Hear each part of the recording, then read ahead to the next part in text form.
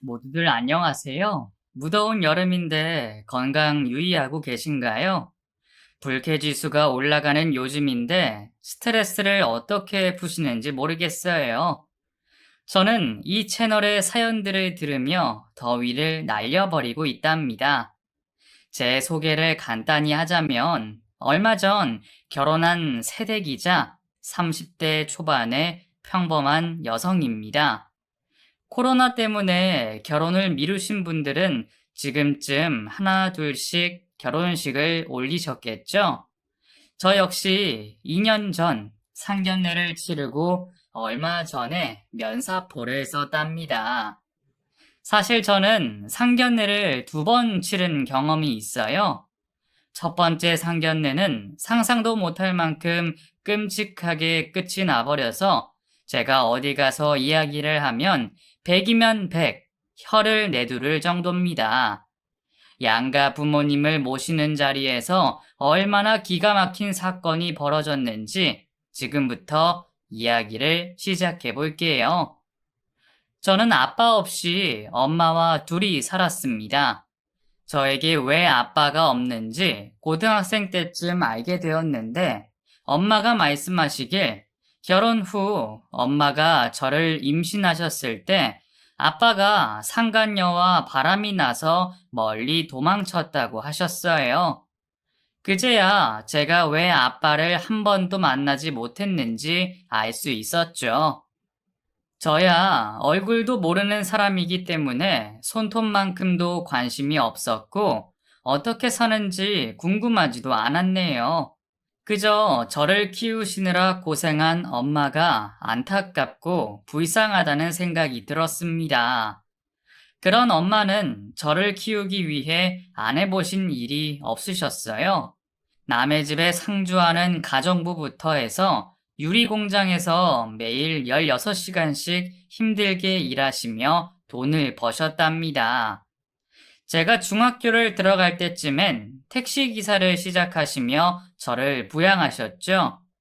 그래서 저는 엄마의 보호와 사랑을 받으며 아주 건강하고 나름대로 바르게 자랐다고 생각합니다. 하지만 공부를 그리 잘하진 못했던 저는 2년제 대학을 졸업하고 매우 평범한 작은 회사에 취직했어요. 엄마가 살아온 시절에 비하면 공주님처럼 편한 삶을 지낸 것이죠. 그렇게 회사 생활을 수년 동안 하던 중 동갑내기 동료가 소개팅을 제안했습니다. 연애 경험이 별로 없던 저는 이를 반갑게 받아들이며 즐거운 마음으로 남자를 소개받게 되었어요. 저를 만나러 나온 남자는 저처럼 평범해 보이는 외모에 서글서글한 눈매가 인상적이었습니다. 또 나이가 동갑이어서 대화가 어찌나 잘 통하던지 시간 가는 줄 모르고 수다를 떨었답니다. 저희는 만난 지 1시간 만에 마음이 통해버렸고 바로 사귀기로 했어요. 그리고 남들과 비슷하고 평범한 연애를 하며 사랑을 키워갔죠. 나중에는 서로에게 없어서는 안 될 존재까지 되어서 하루도 안 보면 큰일이 날 것만 같았답니다. 정확히 2년을 사귀고 나서야 남자친구가 청혼을 했고 저도 같은 마음이라 결혼을 하겠다고 마음을 내비쳤네요. 29이었던 저희는 비교적 빠른 결혼을 위해 양가 부모님께 인사를 드리기로 했답니다. 먼저 남자친구를 저희 집에 먼저 데려갔어요. 엄마는 성실하고 근면하기만 하면 된다며 남자친구에게 어떻게 하루를 보내는지 물었습니다. 네, 어머님. 저는 아침 6시에 일어나서 씻고 밥 먹고 회사로 출근합니다. 8시부터 6시까지 직장에서 일을 하고 퇴근하고는 토익 학원으로 가서 영어 공부를 하고요. 늦은 시간까지 공부하다가 집으로 돌아옵니다. 특별할 것 없는 일상이죠? 왜 특별할 게 없나? 열심히 일하고 미래를 위해서 공부까지 하는데 그 정도면 됐네. 내 딸을 굶길 일이 없으니 결혼을 허락하겠네. 정말요? 감사합니다, 어머님. 저희 잘 살겠습니다. 엄마, 고마워. 우리 행복하게 잘 살게. 그래, 살면서 힘든 일이 있을 때마다 서로에게 위로가 돼주는 부부가 되길 바란다. 엄마의 허락이 떨어지고 나서 예비 시댁에 인사를 가게 되었습니다. 남자친구의 식구는 예비 시어머니와 여동생인 예비 시누이가 있었답니다. 저는 긴장한 채로 조심스럽게 인사를 드렸어요. 처음 뵙겠습니다. 이채희입니다. 어서 와요. 현준이한테 이야기 많이 들었어요.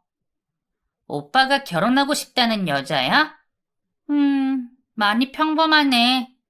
내 눈에도 그렇네. 입고 있는 옷은 보세 옷이지? 신발은 메이커 없는 운동화네. 요즘 젊은 여자답지 않게 아주 검소한가 보다. 신발장에서 신발을 벗고 들어가자마자 시어머니와 시누이는 저를 머리부터 발끝까지 스캔하고 평가했어요. 제가 평소 브랜드 있는 옷과 신발을 신기는커녕 저렴한 옷만 입고 다녔는데 아무래도 저를 촌스러운 여자로 본 것 같았답니다. 그리고 어깨에 메고 있던 가방을 내려놓자 시누이가 크게 놀라며 비아냥대듯이 말했어요. 어머, 이거 뭐예요? 고조선 시대에나 있을 법한 가방이네. 요즘 시대에도 이런 가방을 메고 다니는 여자가 있다니. 진짜 대단하시다. 이거 어디서 사셨어요? 네? 이건 제가 산 게 아니라 저희 엄마가 젊으셨을 때 메고 다니시던 건데 제가 물려받았어요. 와, 대박. 이런 가방을 대물림까지 하다니. 보통 집안이 아니신가 봐요. 저 이거 사진 좀 찍어도 되죠? 시누이는 낄낄거리며 핸드폰 카메라로 저의 낡은 가방을 여러 번 찍었고 옆에 있던 시어머니도 코웃음을 치며 구경했습니다. 그 순간 기분이 얼마나 나쁘던지 당장 그 집에서 벗어나고 싶었어요. 그런데 그때 남자친구가 화를 냈습니다.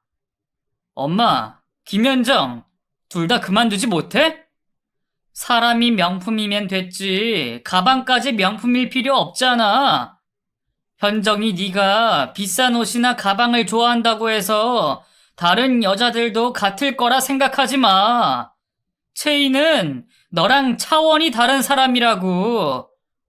그러니까 똑바로 대우하란 말이야.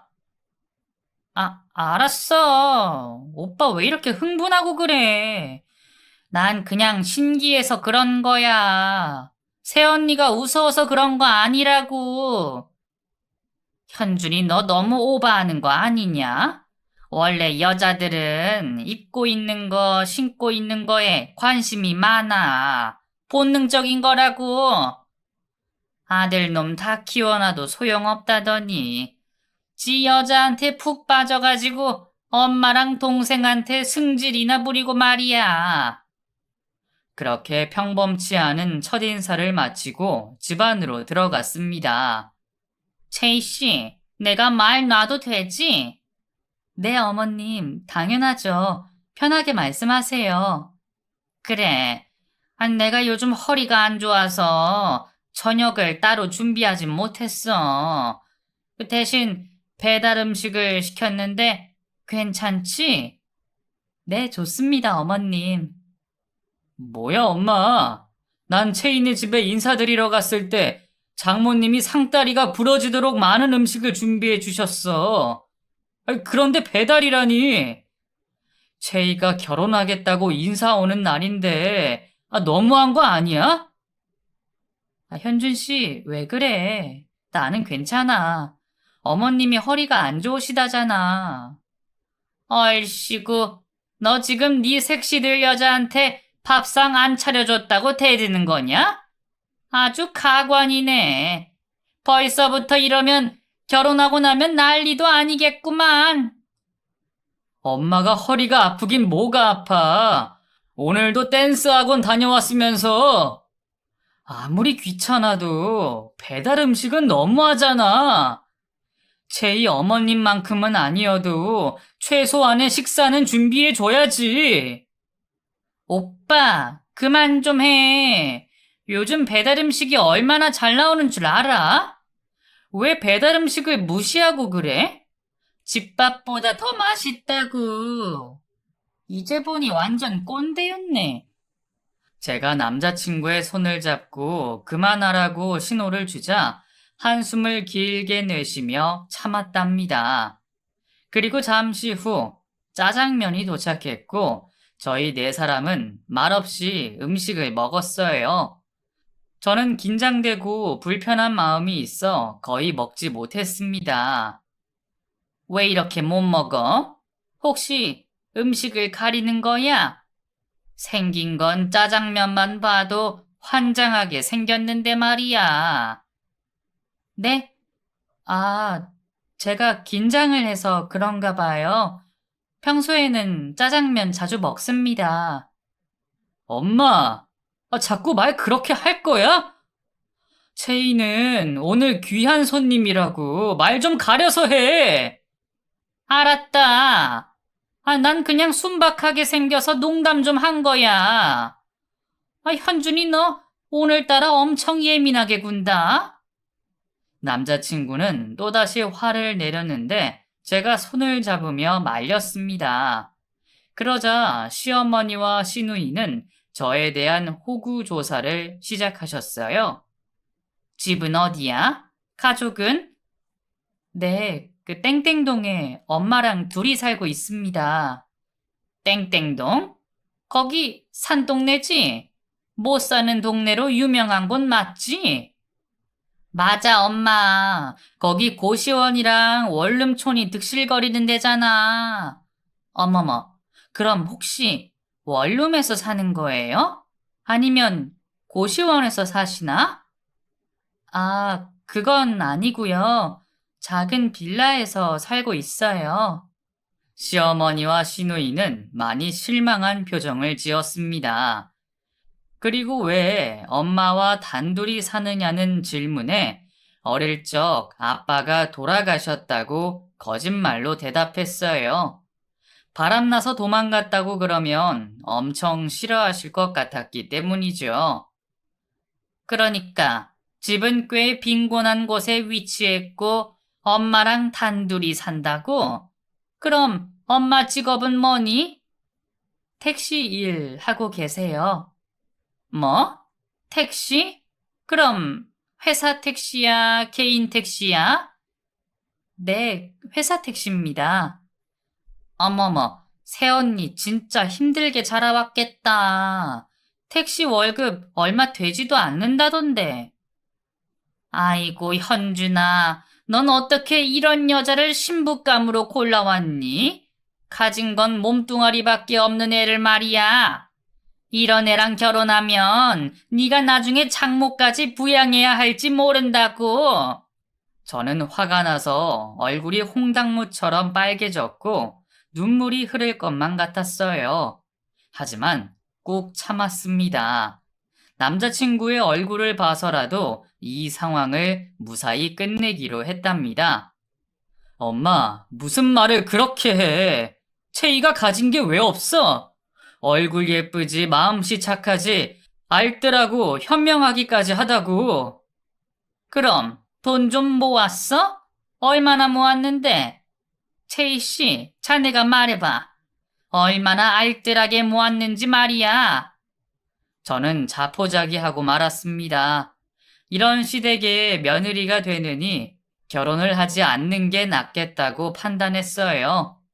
마음을 비우고 묻는 말에 다 대답해주고 현준 씨와 이별해야겠다고 마음먹었답니다.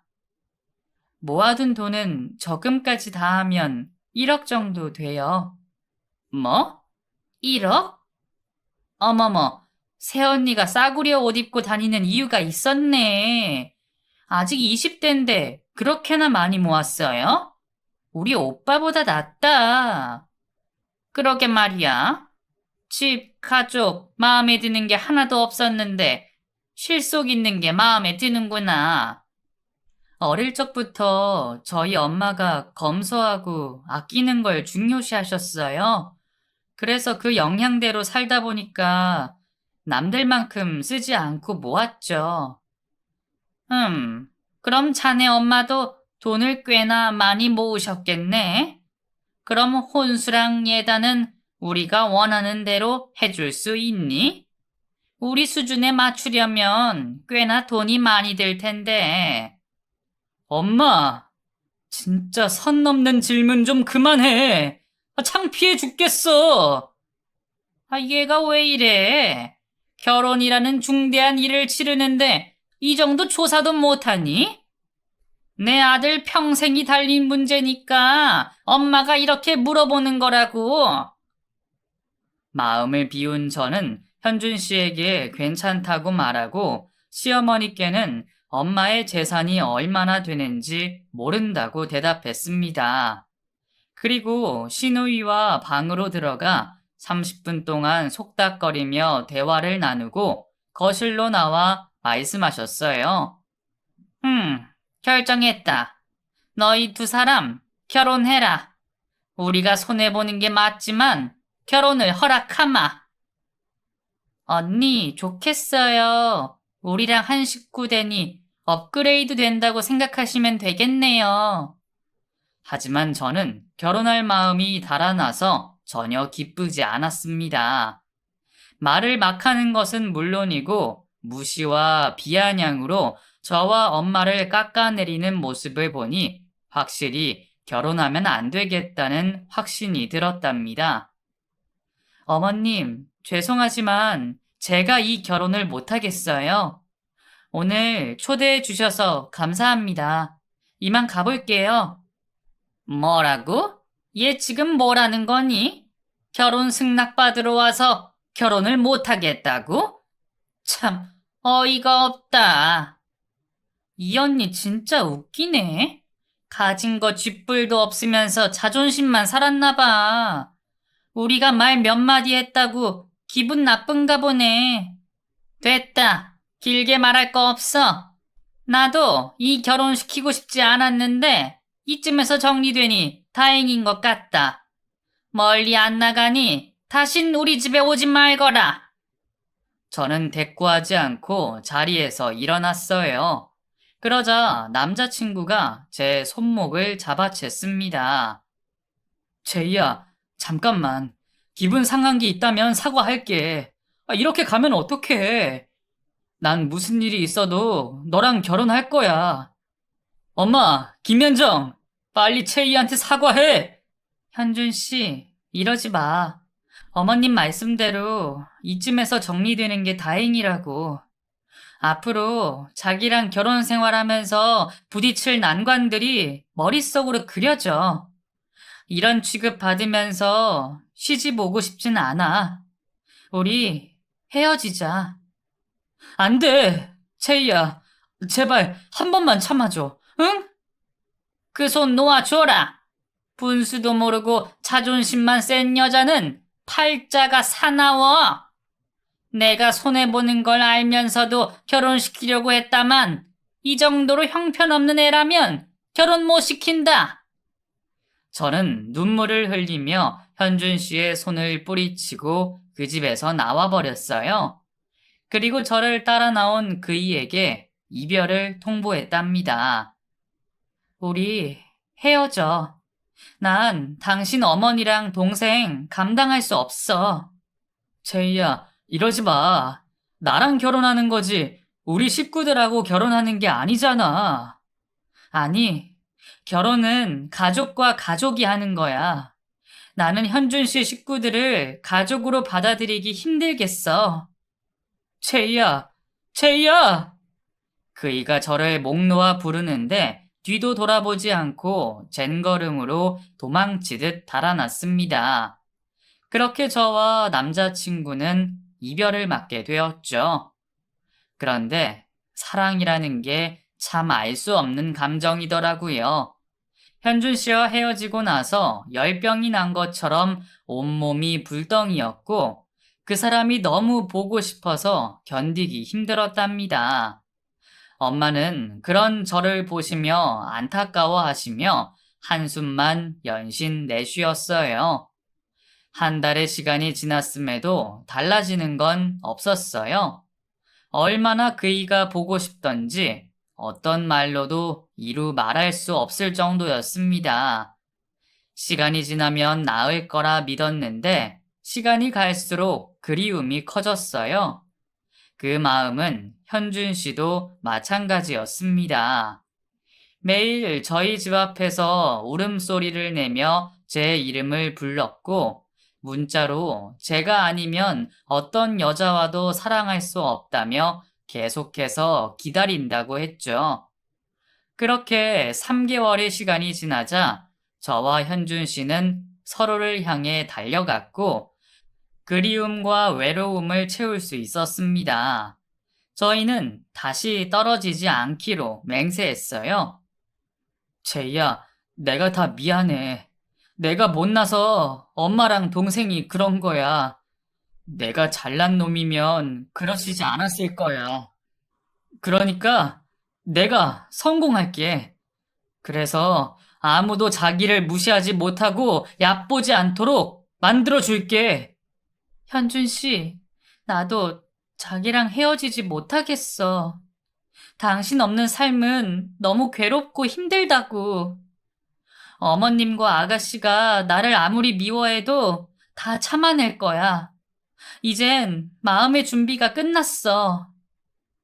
미안하고 고마워. 그리고 사랑해. 나도 현준 씨 진심으로 사랑해. 저희 두 사람은 서로의 빈자리를 다시 채웠고 다신 헤어지지 않기로 약속했어요. 그리고 장애물이 뭐가 있든 간에 함께 뛰어넘어 보자고 다짐했죠. 며칠 뒤 다시 시댁을 찾아갔습니다. 이번에는 진짜 마음을 단단히 먹고 들어갔네요. 이윽고 예비 시어머니와 시누이가 날카로운 눈으로 저를 매섭게 째려보았고 저는 고개를 숙이고 지난 날을 사과드렸습니다. 어머님, 아가씨, 지난번에는 제가 죄송했어요. 우리도 잘한 거 없다. 괜히 네 속을 뒤집어 놓은 것 같아. 미안하구나.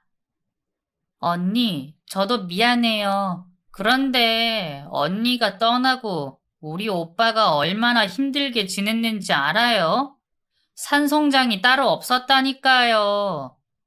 아이, 그렇게 절절한 두 사람이 헤어졌다가 다시 만났으니 참 다행이에요. 고맙습니다, 어머님 아가씨. 앞으로 정말 잘하겠습니다. 그리고 시어머님이 손수 만들어주신 식사를 맛있게 먹게 되었고 도란도란 농담까지 하며 즐거운 시간을 보냈답니다. 한참을 떠들다가 시어머니가 분위기를 바꾸며 혼수와 예단 이야기를 꺼내셨어요. 시어머니는 말씀 대신 종이 한 장을 꺼내셨습니다. 세아가 우리가 원하는 혼수와 예단이다. 두 사람이 알아서 잘 살겠다고 해서 그 적당한 수준으로 맞췄다. 이 정도는 쉽게 마련할 수 있을 거야. 네, 어머님. 언니 진짜 땡 잡은 거예요. 우리가 원래 하려던 것보다 절반을 줄였다니까요. 이 정도는 눈 감고도 마련할 수 있을 거예요. 저는 목록이 적힌 종이를 펴지 않고 대답했습니다. 네, 감사해요. 이건 집에 가서 읽어보도록 하겠습니다. 그래, 그럼 준비 잘 하기를 바란다. 그리고 그 상견례 자리는 내가 정해도 되겠니? 비용은 내가 모두 부담하마. 그 사돈들 분께 호텔 요리를 대접하고 싶어. 정말요? 그럼 저희야 너무 감사하죠, 어머님. 그래, 그래. 그 어머니께 말씀 잘 전달해 드리고 그 상견례 때 보자꾸나. 저는 기분 좋게 시댁에서 나와 집으로 돌아갔습니다. 엄마께 며느리 대접을 톡톡히 받고 왔다며 자랑까지 했죠. 그리고 혼수와 예단 목록이 적힌 종이를 꺼내서 엄마와 함께 펼쳐보았습니다. 그런데 그 안에는 말도 안 되는 요구사항이 빼곡히 적혀 있었습니다. 시어머니는 혼수를 모두 명품으로 골라놓은 건 물론이고 가격표까지 일일이 다 적어두셨어요. 예단도 명품 가방과 옷은 기본에 밍크 코트까지 쓰여 있더라고요. 더불어 시누이의 자동차까지 예단 목록에 있었답니다. 대충 머릿속으로 계산을 해봤더니 3억이라는 돈이 들겠더라고요. 저는 너무 어이가 없고 기가 차서 엄마를 보고 말했습니다. 엄마, 이건 말도 안 돼. 시어머니가 마련해주는 신혼집이 2억짜리 빌라야. 평수도 그닥 넓지 않다고. 그런데 이 많은 혼수를 마련하다 못해 말도 안 되는 예단까지 갖다 바쳐야 한다니. 절대 이렇게 할 수 없어. 제이야, 엄마는 다 해줄 수 있어. 네가 현준이를 그렇게 사랑하는데 여기서 포기하는 건 아닌 것 같구나. 아무리 그래도 그렇지. 어떻게 신혼집보다 비싸게 혼수를 준비하고 어처구니 없는 예단을 요구할 수가 있냐고. 저는 이를 바로잡기 위해 현준 씨를 따로 만나서 이야기를 나눴어요. 목록이 적힌 종이를 들이밀며 말했죠. 현준 씨, 이것 좀 봐봐. 어머님이랑 아가씨가 너무 심한 것 같아. 응? 심하게 요구했다고? 나한테는 얼마 안 적었다고 그러던데. 뭐야? 이 말도 안 되는 요구사항들을 다 엄마가 적어서 보냈다고? 아, 정말 미쳐버리겠네. 자기가 봐도 그렇지. 아무래도 현준 씨가 중간에서 해결을 좀 해줘야겠어. 혼수는 신혼집에 맞게끔 하도록 할게. 예단은 아무리 생각해도 이해가 안 돼. 요즘 세상에 예단을 이렇게 받는 집이 어딨어. 자기 말이 맞아. 우리 엄마가 너무 심했어. 어쨌든 미안해, 채희야. 내가 엄마랑 얘기해 볼게. 그이는 저에게 걱정하지 말라고 신신당부하고 돌아갔고 몇 시간 뒤 시어머니께 전화가 왔습니다. 예, 채희야. 너 그렇게 안 받는데 내 아들한테 혼수를 깎아달라고 했다면서? 지금 이게 말이 된다고 생각하니? 어머님, 너무 터무니없는 요구사항이 적혀 있어서 그랬어요. 어머, 얘 좀 봐라. 당돌하게 말할 줄도 아네. 이거 참 기가 막힐 노릇이니 어쩌면 좋으려나. 그럼 이렇게 하자. 상견례 자리에서 네 엄마랑 해결을 보도록 하마. 직접 얼굴을 보고 서로 원하는 걸 들어주는 게 옳지 않겠니? 그런데 너무 걱정 마라. 내가 조금은 양보해 줄 테니 말이야. 저는 엄마가 원하는 걸 다 들어주실 것 같아 대답에 뜸을 들였는데 어차피 부딪혀야 하는 난관이라는 생각이 들었어요. 네, 좋아요, 어머님. 그럼 사흘 뒤 호텔에서 뵙겠습니다. 잠깐, 상견례 자리를 바꾸기로 했다. 너랑 호텔은 아무래도 어울리지 않아서 다른 데로 알아보려고. 내가 문자로 장소를 알려줄 테니 엄마 모시고 잘 오거라. 네, 알겠습니다, 어머님. 사흘 뒤에 뵙겠습니다. 그렇게 상견례 하루 전날 시어머니한테 문자가 왔습니다. 상견례 장소를 알려주는 문자였죠. 그런데 장소를 확인하자 경악하고 말았어요. 얼마나 화가 솟구치던지 핸드폰을 집어던지고 말았답니다. 제이야, 왜 그래? 무슨 일이야? 엄마, 현준 씨 어머니가 상견례 장소를 문자로 보내줬는데, 그런데 왜? 장소가 멀어서 그런 거야? 아니, 상견례를 기사식당에서 하자네? 문자로 우리 집과 가까운 곳으로 잡았다고 고마워할 필요 없다면서 말이야. 정말 어이가 없어서 웃음이 나와. 엄마, 아무래도 난 이런 사람을 시어머니로 받아들이지 못할 것 같아. 제이야, 일단 약속이 잡힌 거니까 상견례는 하도록 하자. 나도 네 시어머니가 어떤 사람인지 두 눈으로 봐야겠다.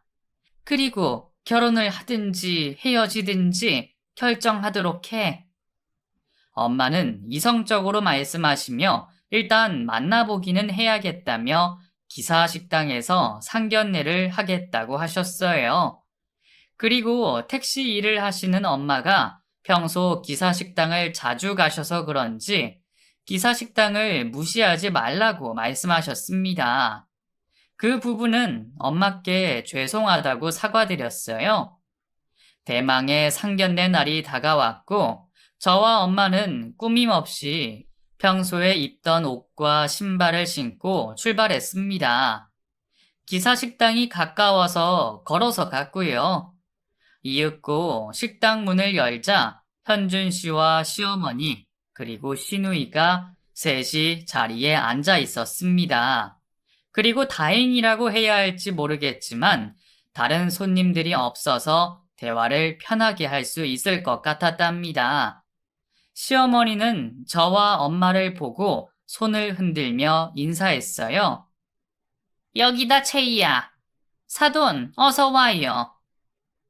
네, 반갑습니다, 현준 어머님. 어서 와서 앉아요. 여기 맛있는 거 많으니까 드시고 싶은 거 실컷 시키세요. 제가 쏠 테니 돈 걱정은 하지 마시고요. 시어머니의 비아냥에 엄마는 이성적으로 대처했습니다. 아이고, 이렇게 베풀어 주시니 너무 감사하네요. 잘 먹겠습니다. 그리고 모두 기사식당에서 가장 인기 있다는 제육볶음을 주문했답니다. 식사를 하는 동안에는 거의 대화가 오가지 않았어요. 그런데 엄마가 마지막 숟갈을 뜨자 시어머니가 말문을 열었답니다. 사돈, 제가 보내드린 혼수와 예단 목록을 보시고 많이 부담스러우셨다고요? 아무래도 형편이 되지 않으셔서 힘드셨나 봅니다. 아니에요. 충분히 감당할 수 있어요. 채이랑 현준이가 죽고 못 살 정도로 사랑하는데 그깟 돈이 대수겠습니까? 어머, 그럼 저희가 원하는 대로 다 해주실 의향이 있는 거예요? 그럼요. 저는 바로 준비해 드릴 수 있습니다. 이야, 택시에서 돈 많이 모으셨나 봐요. 일단 화장실 좀 다녀와서 이야기를 이어가도록 하죠. 엄마가 자리에서 일어나자 저도 따라서 일어났습니다. 혼수를 모두 해준다는 엄마의 말이 진짜인지 묻고 싶었으니까요. 화장실이 식당 밖에 있어서 엄마와 단둘이 이야기를 나눌 수 있었습니다. 엄마, 저쪽에서 원하는 대로 다 해주려고? 그래야지. 대신 나도 조건을 걸려고. 신혼집을 빌라가 아닌 아파트로 요구할 거야. 평수도 넓은 곳으로 말이야. 그러면 수지가 맞지 않겠어? 만약 현준이 엄마가 내 요구를 받아들이지 않으면 나 또한 받아들이지 않을 거야. 아, 엄마 이런 생각을 하셨구나. 역시 대단해. 식구들 기다리겠다. 이만 들어가자. 이윽고 식당 문 앞에 서자 시어머니와 시누이의 대화 소리가 들려왔어요. 엄마는 문을 열려다가 동작을 멈췄답니다. 저와 엄마는 가만히 서서 이야기를 엿들었습니다. 쥐뿔도 없는 게 고개를 빳빳이 들고 당당하네. 엄마, 원래 없는 것들이 자존심이 세잖아. 그렇지. 별 볼 일 없는 거지 새끼가 큰 소리 치는 게 인생의 섭리지. 채희가 왜 저렇게 거지 같고 촌년 같은지 애미를 보니까 대번 알겠다. 상견례 자리에 나오면서 옷 입은 꼬락서니가 저게 뭐냐? 무슨 시장 보러 왔어? 그러니까 같이 있는 것만으로도 쪽팔리다고. 엄마 말대로 거지가 따로 없다니까. 오빠는 저런 여자가 어디가 좋다고 그렇게 목을 매는 건지 모르겠어. 엄마, 현정아, 그만 좀 해, 제발. 상견례를 하러 온 거야, 싸우러 온 거야. 채이랑 어머님이 상견례 장소 때문에 화가 났을 텐데 아무렇지 않게 대하고 있는 거 안 보여? 제발 좋게 이야기하고 혼수랑 예단 간소화하도록 해줘. 이 아들의 부탁이야. 이 녀석이 거지 같은 집구석에 장가 간다고 지 마누라랑 똑같아졌네. 그런데 그렇게 못하겠다. 저 거지 발사개들한테 내 아들을 가지려면 그만한 대가를 내놓고 가져가라고 할 거야. 엄마, 내가 뭘 얼마나 잘났다고 그런 소리를 해. 그리고 우리 집이 잘 사는 것도 아니잖아. 야, 임마. 저 거지들보다는 훨씬 낫지. 그러니까 넌 잠자코 있어. 엄마가 다 알아서 할 테니까. 엄마, 그나저나 이것 좀 봐. 언니랑 사돈 말이야. 접시를 싹싹 긁어서 다 처먹었네. 나 같으면 기분 나빠서 손도 안 들 것 같은데 말이야. 하여튼 거지 근성이 얼마나 충만한지 하나만 봐도 알겠다. 두 사람의 욕이 끊이질 않아 더 기다리지 않기로 했습니다. 엄마, 나 이 결혼 안 해. 저런 쓰레기들과 엮이느니 처녀 귀신으로 남고 말겠어. 그래, 잘 생각했다. 나도 저런 집구석과 사돈 맺을 마음 없다. 자, 들어가자. 제가 식당 문을 열자 조금 전과 달랐습니다. 식당 안에는 택시 기사들이 자리를 꽉 채우고 식사를 하고 있었어요.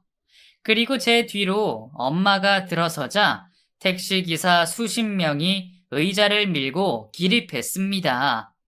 기사님들은 90도로 고개를 숙이며 이구동성으로 엄마한테 인사를 올렸어요. 아유, 대표님, 안녕하세요. 그리고 한 기사님이 물었습니다. 아이, 대표님, 여긴 어쩐 일이세요?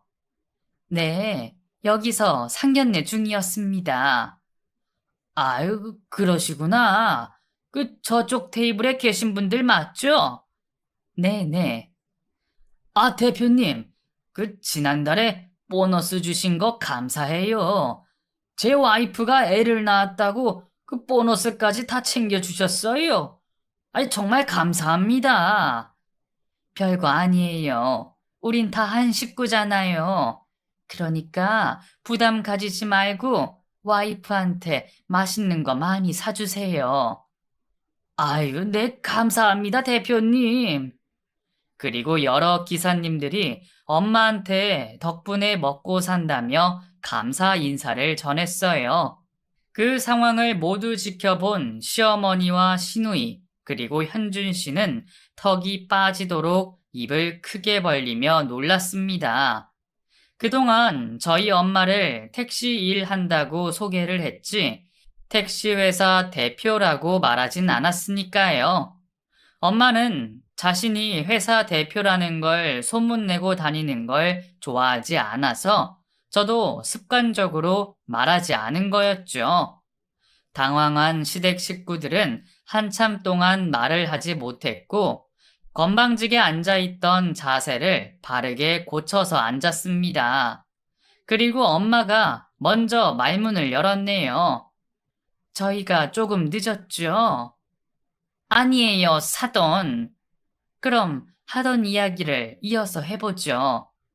시어머니는 태세 전환을 카멜레온처럼 빨리 하더군요. 사돈이 택시회사 대표였어요? 어머, 정말 예상했던 대로 큰 인물이셨군요. 큰 인물이라뇨.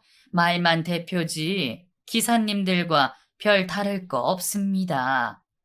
아무리 그래도 대표님이신데 다르시겠죠. 여하튼 사돈, 제가 드렸던 혼수와 예단 목록표는 잊어버리세요. 그냥 아주 약소하게 혼수만 마련해 주시고 예단은 생략합시다. 생각해보니까 그 아이들끼리 잘 살면 그만인데 제가 괜한 욕심을 낸 것 같더라고요. 아니요. 저는 목록에 적힌 거 다 해드릴 겁니다. 그럼 제가 원하는 걸 들어주시죠. 네? 원하는 게 있으셨어요? 아니, 그럼 혼수를 3억이나 요구하셨는데 2억짜리 신혼집으로 퉁치려고 하셨어요? 아무리 시대가 변해도 수지가 맞는 결혼을 해야 하는 게 인생의 섭리가 아니겠어요. 혼수가 3억이니 6억 정도 되는 아파트 한 채 마련해 주시죠. 6억이요? 저기 사돈, 저희는 그만한 재산이 없습니다. 그냥 작은 빌라로 신혼집을 하시죠. 네? 그 정도도 마련 못 하시면서 저희한테 그 많은 걸 요구하셨어요? 그건, 아니, 거지 새끼도 아니고 그만한 집도 마련 못 해요? 네? 사돈, 그게 무슨 말씀이세요?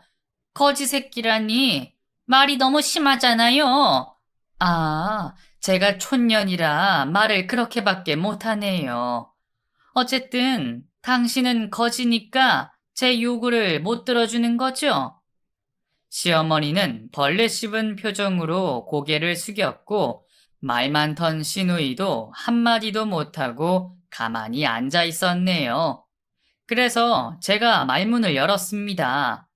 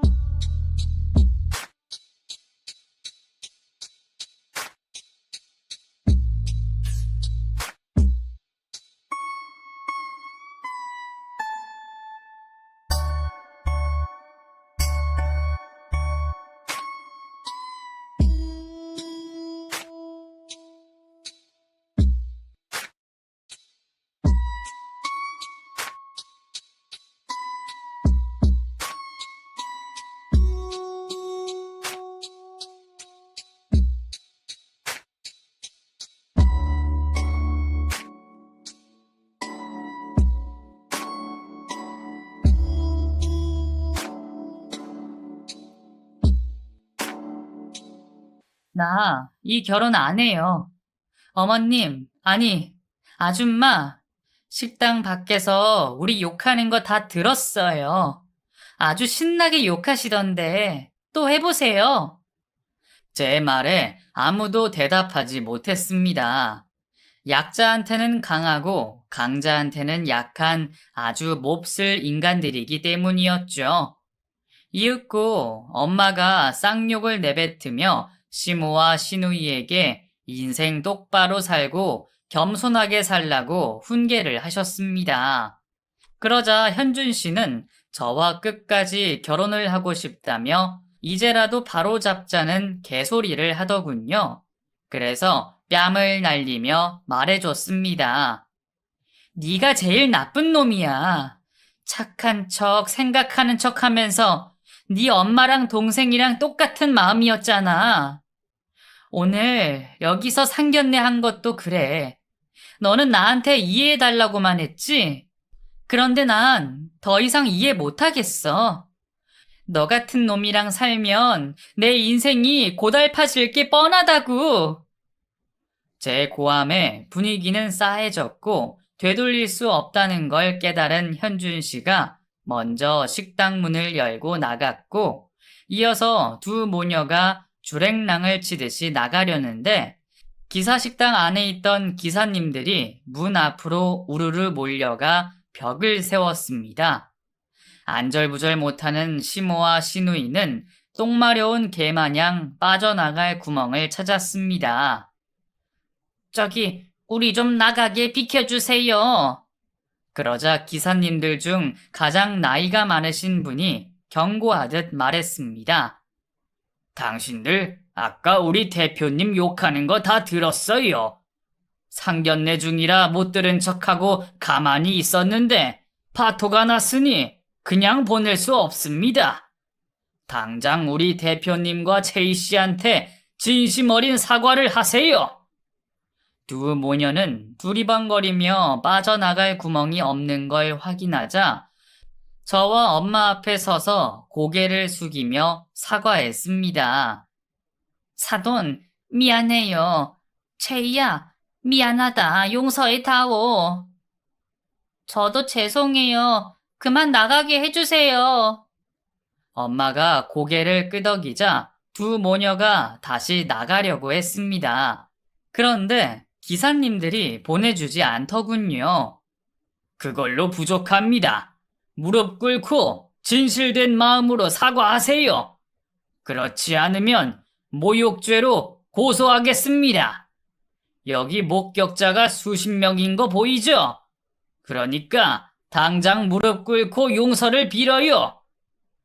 엄마가 기사님들에게 손사래를 치며 괜찮다고 말했는데 기사님들은 비켜서지 않았습니다. 결국 시어머니와 시누이는 저와 엄마 앞에 무릎을 꿇었어요. 정말 죄송합니다. 제가 못 배우고 무식해서 채희한테 막대먹은 짓과 언행을 서슴지 않았습니다.